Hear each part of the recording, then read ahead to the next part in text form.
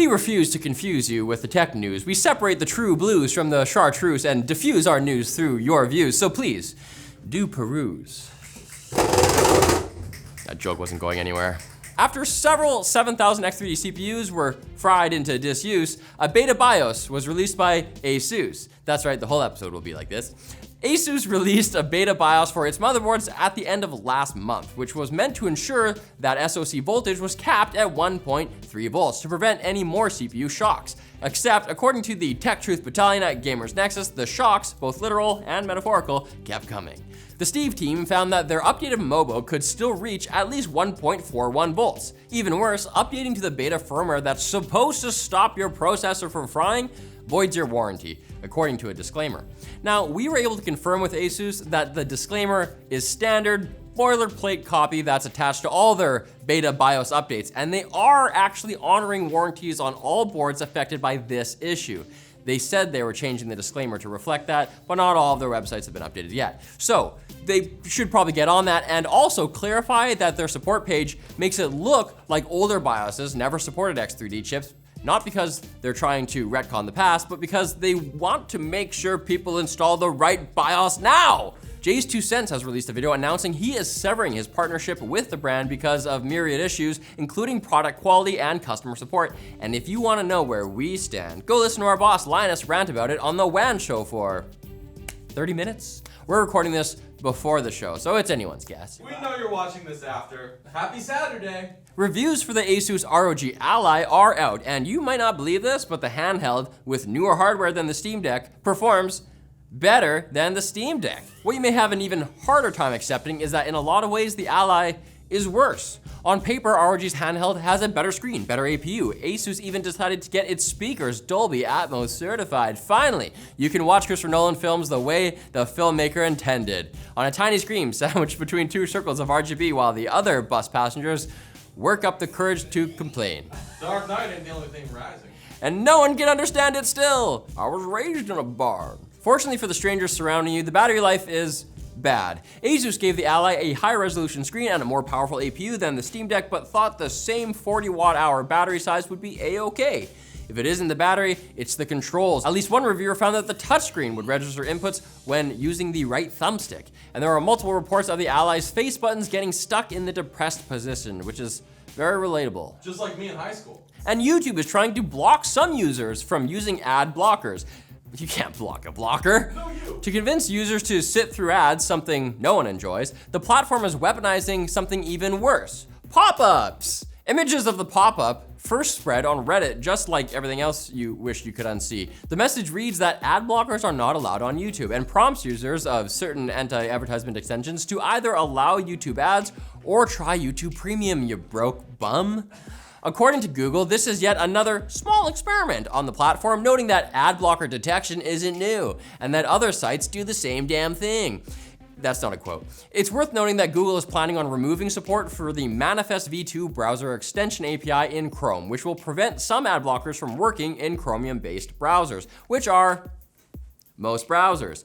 It almost feels like this is a well-orchestrated and strategic business plan. But this is the Stadia company, so... And the Google Plus company. The Google Duo company. They're no Elon, am I right? Now it's time for the Quick Bits brought to you by GoTo Resolve. Are you looking for simple, easy to use, yet effective IT software? GoTo Resolve might be the answer for you. Worried you're being spied on? Safeguard your business with industry-leading protocols like zero trust access controls and multi-factor authentication. Their remote monitoring and management capabilities allow secret agents to protect and secure IT assets, leaving hackers shaken and stirred.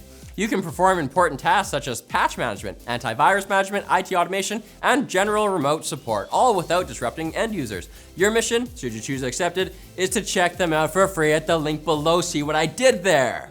It's not every episode that I get to introduce 5 short stories that we call Quick Bits, because I don't host every episode, but we do it all the time. Google is working on an open source tool that will allow you to game using only face movements. Project GameFace is designed to help people like Lance Carr, a streamer with muscular dystrophy. With only a webcam, the tech allows precise enough control for Lance to write his name in a demo video. With this technology, I can weaponize the frustration I feel playing From Software games by performing the first Elden Ring playthrough controlled exclusively by swear words. You use spells with die. Twitter officially has a new CEO. After teasing a new hire yesterday, Elon officially announced today that the new CEO is Linda Yaccarino. I think it's 2 C's, is that Italian?